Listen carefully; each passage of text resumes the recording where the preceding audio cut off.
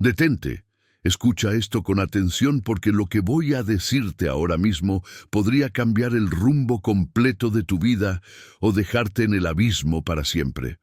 Hay millones de personas caminando por las calles en este preciso instante, completamente perdidas, vacías por dentro, muriendo lentamente sin siquiera saberlo, consumidas por una oscuridad que no pueden nombrar. Van de aquí para allá, buscando respuestas en lugares equivocados, llenando ese vacío insaciable con cosas que solo los hunden más profundo en la desesperación. Y quizás tú eres una de esas personas. Quizás has sentido ese peso aplastante en tu pecho, esa voz que te susurra que nada tiene sentido, que estás solo en este universo frío e indiferente. Tal vez has llegado al punto donde te preguntas si Dios realmente existe o si todo ha sido una ilusión. Esta es tu encrucijada. Este momento define si sigues hundiéndote o si finalmente encuentras la salida. No hay término medio. O despiertas ahora o te pierdes para siempre en la neblina de la incredulidad y el sinsentido. Hola, soy Benjamín y hoy quiero hablarte sobre algo que ha estado carcomiendo el alma de la humanidad desde tiempos antiguos. Vamos a explorar juntos el Salmo 53, ese texto poderoso y perturbador que comienza con palabras que nos sacuden hasta los huesos. Dice el necio en su corazón, no hay Dios. Antes de que entremos de lleno en esto, si tú, como yo, crees que hay un poder superior, una luz más allá de la oscuridad, te invito a que dejes tú me gusta ahora mismo. Es un acto sencillo, una declaración de tu fe sin palabras, un pequeño sí a Dios en medio del ruido. Hazlo ahora, no esperes al final, porque ese gesto dice más de lo que imaginas. Dice que a pesar de tus dudas, de tus luchas, de todo lo que has atravesado, sigues creyendo que hay algo más grande que tú, algo sagrado y eterno. El Salmo 53 es uno de esos pasajes bíblicos que no se andan con rodeos. Es directo, crudo, casi brutal en su honestidad. David, el salmista, nos presenta una imagen desgarradora de la condición humana cuando se aleja de Dios. Dice que el necio, el insensato, pronuncia en lo más profundo de su ser esas palabras fatales: no hay Dios. Pero entiende esto bien. No se trata simplemente de una declaración intelectual o filosófica. No es un debate académico sobre la existencia del Creador. Es algo mucho más visceral, más peligroso. Es una decisión del corazón, una postura de vida que declara que voy a vivir como si Dios no existiera, como si no hubiera consecuencias, como si no hubiera un propósito divino entretejido en cada fibra de mi existencia. El Salmo continúa describiendo las consecuencias devastadoras de esta postura. Se han corrompido, hacen obras abominables, no hay quien haga lo bueno. Es una descripción escalofriante de la degeneración moral y espiritual que surge cuando el ser humano se desconecta de su fuente, de su Creador. David observa desde su perspectiva y ve que Dios mira desde los cielos sobre los hijos de los hombres para ver si hay alguno que entienda, que busque a Dios. Y la conclusión es devastadora. Todos se desviaron. A una se han corrompido. No hay quien haga lo bueno. No hay ni siquiera uno. Esta no es solo una crítica a la sociedad de su época. Es un espejo que refleja la tendencia natural del corazón humano en todas las generaciones, cuando olvida quién es su Creador. Pero el Salmo no termina en desesperanza. Hay un giro, una pregunta que resuena con urgencia. ¿No tienen conocimiento todos esos que hacen iniquidad, que devoran a mi pueblo como si comiesen pan y a Dios no invocan? La pregunta implica que hay una ceguera voluntaria, una ignorancia escogida. Y luego viene esa declaración poderosa. Allí se sobresaltaron de pavor donde no había miedo, porque Dios ha esparcido los huesos del que puso asedio contra ti. Es una imagen de juicio divino, de que eventualmente la realidad alcanza a aquellos que viven en negación. Y finalmente, el Salmo termina con un anhelo profético. Oh, si saliese de Sión la salvación de Israel. Cuando Dios hiciere volver a los cautivos de su pueblo, se gozará Jacob y se alegrará Israel. Es una esperanza de restauración, de que Dios no abandona a su pueblo, de que hay redención posible incluso en medio de la oscuridad más profunda. Ahora bien, traigamos este texto antiguo a tu vida, aquí y ahora. Vivimos en una época fascinante y aterradora al mismo tiempo. Nunca en la historia de la humanidad hemos tenido acceso a tanta información, tanta tecnología, tantas comodidades. Y sin embargo, las estadísticas nos gritan una verdad inquietante. Las tasas de depresión, ansiedad, suicidio y vacío existencial están en niveles históricos. Hay algo profundamente roto en nuestra sociedad. Millones de personas se despiertan cada mañana sin un propósito claro, sin una razón convincente para levantarse de la cama, más allá de las obligaciones mecánicas del día. Van al trabajo, cumplen con sus responsabilidades, consumen entretenimiento para anestesiar el dolor y se van a dormir solo para repetir el ciclo al día siguiente. Es como si estuviéramos atrapados en una rueda de hámster existencial, corriendo cada vez más rápido, pero sin llegar a ningún lugar significativo. Y aquí es donde el Salmo 53 se vuelve devastadoramente relevante. Porque aunque muy pocas personas se pararían en una esquina y gritarían, "No creo en Dios", millones viven exactamente como si Dios no existiera. Sus decisiones diarias no están informadas por ningún principio eterno. Su moral es flexible, adaptándose a lo que sienten en el momento o a lo que la cultura les dice que está bien. Buscan significado en sus carreras, en sus relaciones, en sus posesiones materiales, en las experiencias que puedan acumular, en los likes y seguidores que puedan obtener en redes sociales. Y cuando todas esas cosas inevitablemente fallan en llenar ese vacío que fue diseñado específicamente para ser llenado por Dios, caen en la desesperación.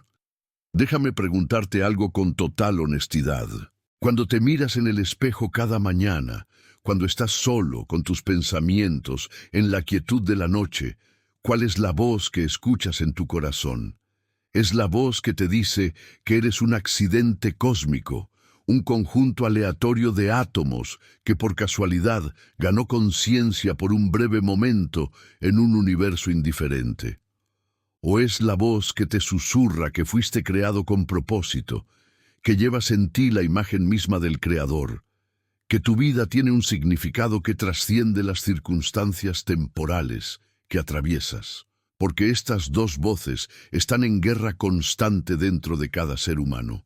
Una te lleva hacia la luz, hacia la verdad, hacia la plenitud. La otra te arrastra hacia la oscuridad, hacia el sinsentido, hacia la desesperación que eventualmente consume todo.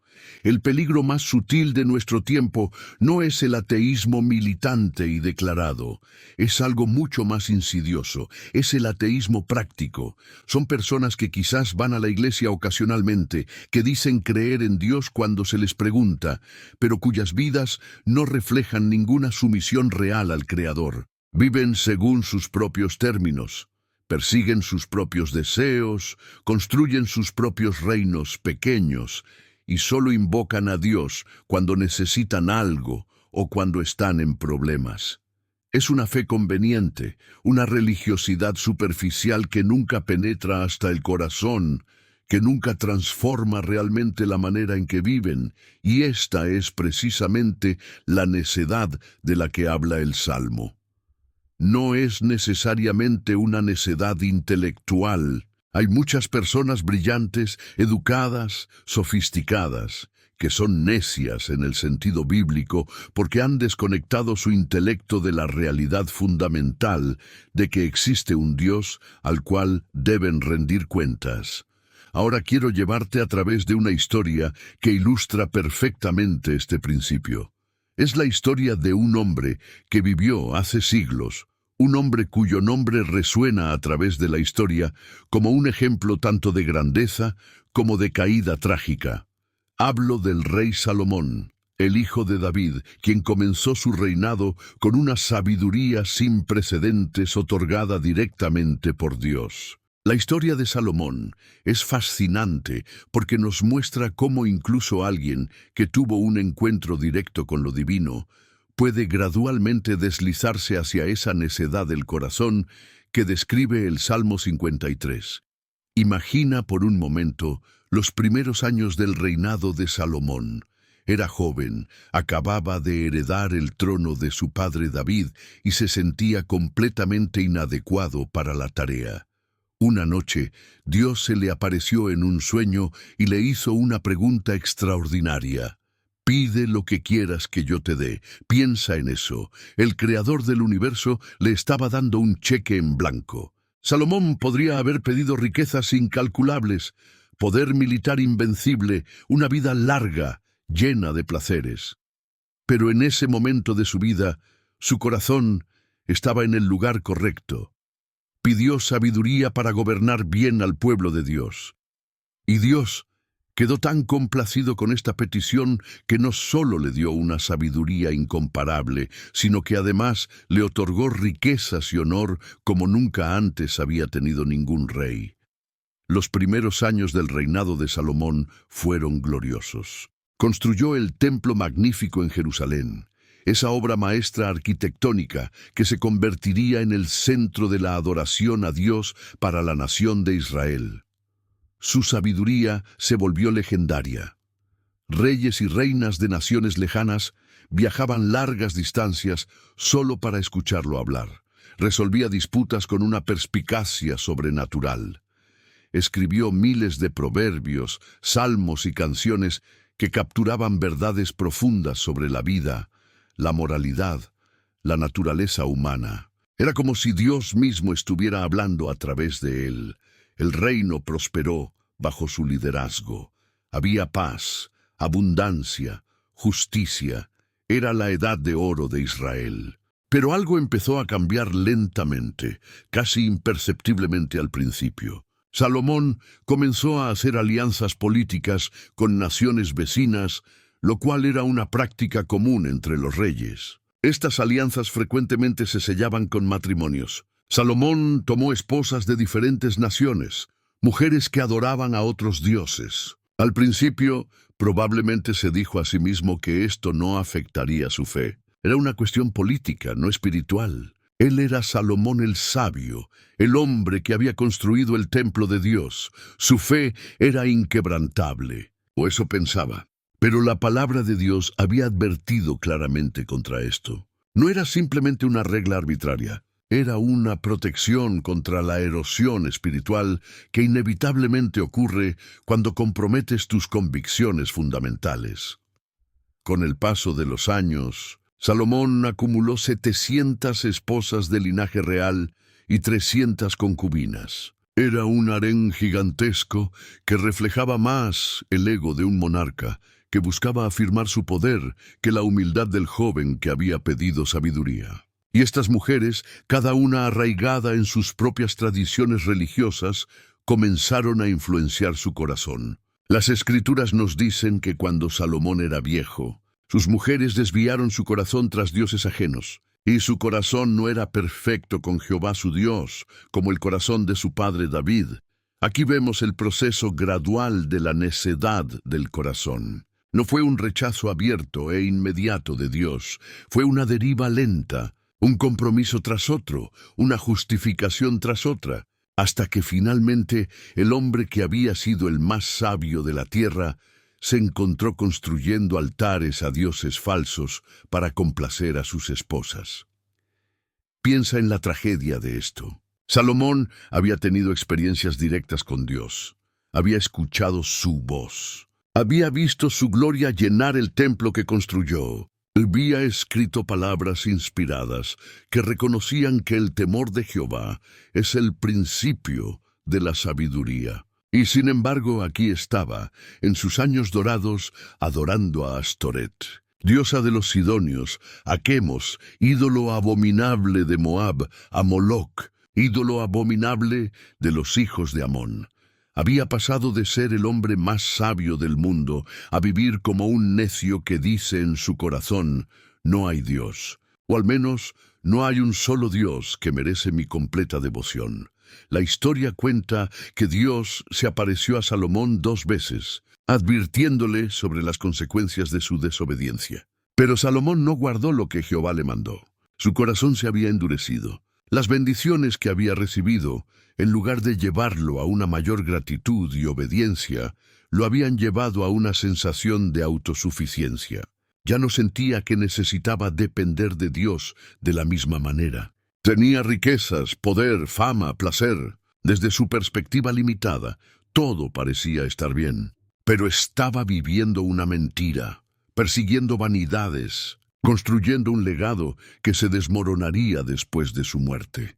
El libro de Eclesiastés, que tradicionalmente se atribuye a Salomón en sus últimos años, es un testimonio desgarrador de un hombre que lo tuvo todo y descubrió que sin Dios, todo es vanidad de vanidades, todo es vanidad. Lee ese libro y sentirás la desilusión, el cinismo, el vacío de alguien que persiguió cada placer terrenal y llegó a la conclusión de que todo es un correr tras el viento. Probé la sabiduría, probé los placeres, construí jardines y palacios, acumulé oro y plata, tuve todo lo que mis ojos desearon y al final todo es vacío. Esta es la conclusión inevitable de una vida vivida como si Dios no importara realmente. Pero hay algo profundamente revelador en la forma en que Eclesiastés termina. Después de todo ese vagabundeo existencial, después de explorar cada callejón sin salida filosófico, Salomón llega a una conclusión clara y contundente. El fin de todo el discurso oído es este: teme a Dios y guarda sus mandamientos porque esto es el todo del hombre. Es como si después de todo ese viaje por el desierto de la necedad, finalmente regresara a la verdad fundamental que había conocido en su juventud. La vida solo tiene sentido en relación con Dios. Todo lo demás es vanidad. Ahora déjame preguntarte algo. ¿En qué etapa de este viaje te encuentras tú? ¿Estás en esos primeros años de Salomón, donde tu corazón está completamente rendido a Dios, donde reconoces tu necesidad de Él, donde cada decisión se toma con la conciencia de su presencia? ¿O estás en esa zona peligrosa del compromiso gradual, donde las cosas de Dios todavía están presentes en tu vida, pero ya no son el centro? Donde has permitido que otras voces, otros deseos, otras prioridades empiecen a competir por tu devoción. O quizás estás en ese lugar oscuro donde Salomón pasó tantos años, persiguiendo cosas que prometían satisfacción, pero que solo dejaban un vacío más profundo. O tal vez, como Salomón al final, estás empezando a despertar a la realidad de que nada satisface excepto Dios mismo. La belleza de la historia de Salomón, a pesar de toda su tragedia, es que nos muestra que nunca es demasiado tarde para volver. Incluso después de todos sus errores, después de toda su necedad, pudo llegar a esa conclusión redentora: teme a Dios y guarda sus mandamientos. El camino de regreso siempre está disponible. Dios no está esperando a que seas perfecto para que vuelvas a Él. Está esperando con los brazos abiertos, como el padre del hijo pródigo, listo para recibirte sin importar cuán lejos hayas vagado. Esta es la verdad que el Salmo 53 nos revela de una forma cruda pero amorosa. Sí, la condición natural del corazón humano es desviarse, corromperse, olvidar a Dios. Pero Dios no nos abandona en esa condición. El Salmo termina con esa esperanza: oh, si saliese de Sión la salvación de Israel. Y esa salvación vino en la persona de Jesucristo, quien no solo nos muestra cómo vivir en perfecta comunión con el Padre, sino que también paga el precio por todas las veces que hemos vivido como necios, por todas las veces que hemos dicho en nuestros corazones, consciente o inconscientemente, no hay Dios. Así que aquí estamos, tú y yo, enfrentando la misma decisión que Salomón enfrentó, que cada ser humano enfrenta cada día. Vamos a vivir como si Dios existe y como si su existencia importa más que cualquier otra cosa en nuestra vida. ¿O vamos a vivir como necios prácticos, persiguiendo sombras, construyendo castillos de arena que la próxima ola se llevará? La respuesta a esa pregunta determina todo. Determina cómo tratamos a las personas a nuestro alrededor. Determina qué hacemos con nuestro tiempo, nuestros recursos, nuestros talentos. Determina cómo respondemos al sufrimiento, a la injusticia, a las pruebas. Determina si nuestra vida tiene un significado que trasciende nuestra breve existencia terrenal o si simplemente somos polvo que regresa al polvo sin dejar ninguna marca. Eterna, ahora quiero invitarte a un momento de oración, profunda y honesta. Vamos a detenernos aquí, en este espacio sagrado donde solo estás tú y Dios. No importa dónde te encuentres físicamente en este momento. Puede ser que estés en tu habitación, en tu auto, caminando por la calle, en medio de las responsabilidades del día. Donde quiera que estés, Dios está ahí contigo.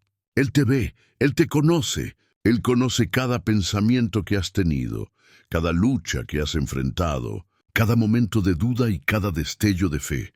Comencemos con alabanza, porque antes de poder pedir cualquier cosa, antes de poder confesar cualquier falla, necesitamos recordar quién es Dios. Así que te invito a que en tu corazón o en voz baja digas: Dios mío, mi Creador, reconozco que tú eres el Señor del universo. Tú hablaste y las estrellas empezaron a brillar. Tú ordenaste y los océanos encontraron sus límites. Tú diseñaste cada átomo, cada célula, cada criatura viviente, con una sabiduría que está infinitamente más allá de mi comprensión. Y sin embargo, a pesar de tu grandeza insondable, te importo. Me conoces por nombre. Contaste cada cabello en mi cabeza. Viste cada lágrima que he derramado. Tú eres grande y terrible en tu majestad, y al mismo tiempo eres cercano y tierno en tu amor. Te alabo por tu santidad que me confronta con mi propia necesidad. Te alabo por tu misericordia que me alcanza incluso en mi necedad.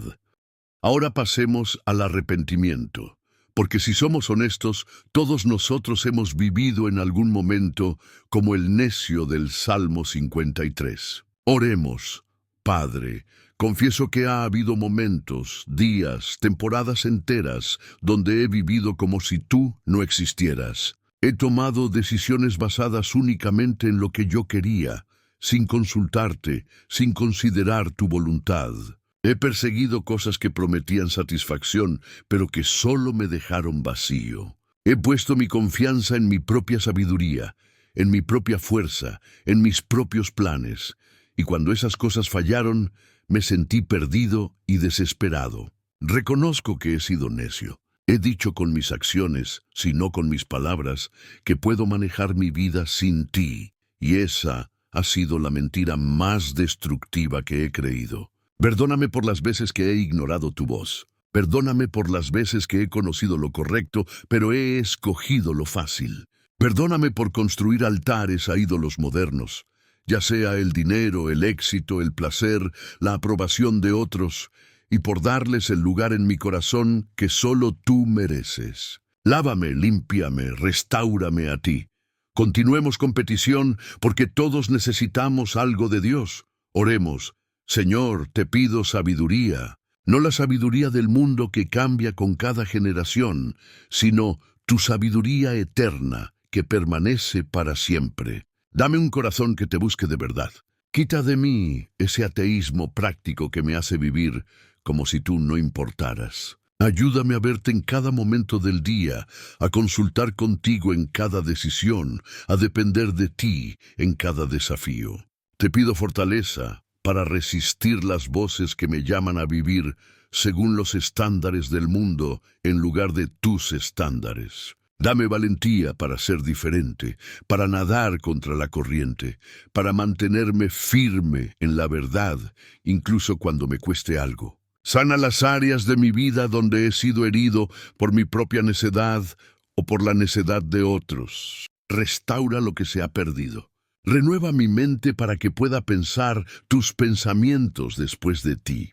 Y sobre todo, mantén mi corazón cerca del tuyo, para que nunca más diga, ni siquiera en silencio, no hay Dios. Finalmente terminemos con acción de gracias, porque incluso en medio de nuestras luchas hay tanto por lo cual estar agradecidos. Oremos. Gracias, Padre, porque no me has abandonado en mi necedad. Gracias porque cuando estaba lejos, tú me buscaste. Cuando estaba perdido, tú me encontraste. Cuando estaba muerto espiritualmente, tú me diste vida. Gracias por la salvación que viene de Sión, por Jesucristo, quien pagó el precio completo por cada momento de necedad en mi vida. Gracias porque tu misericordia es nueva cada mañana. Gracias porque puedo empezar de nuevo hoy, sin importar lo que hice ayer. Gracias por darle significado a mi vida, por darme un propósito que va más allá de simplemente existir. Gracias por la esperanza de que un día, cuando todo esto termine, estaré contigo para siempre, libre finalmente de toda necedad, de toda duda, de todo dolor. Hasta ese día, ayúdame a vivir cada momento como alguien que realmente cree que tú existes y que eres bueno. Amén.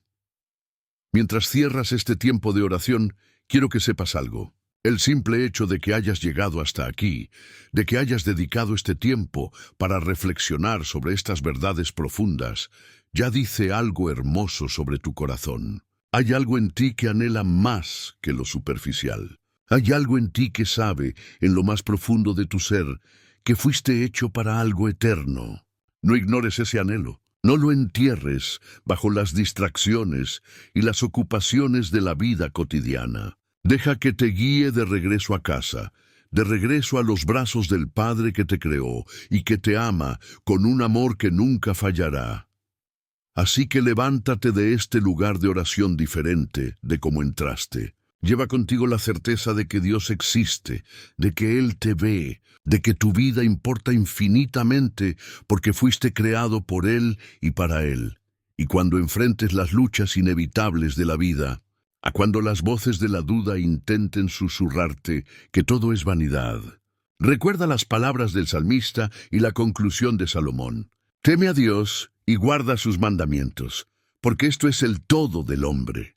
Vive hoy como alguien que realmente cree, y que la paz de Dios, que sobrepasa todo entendimiento, guarde tu corazón y tu mente en Cristo Jesús, hoy y siempre. Amén.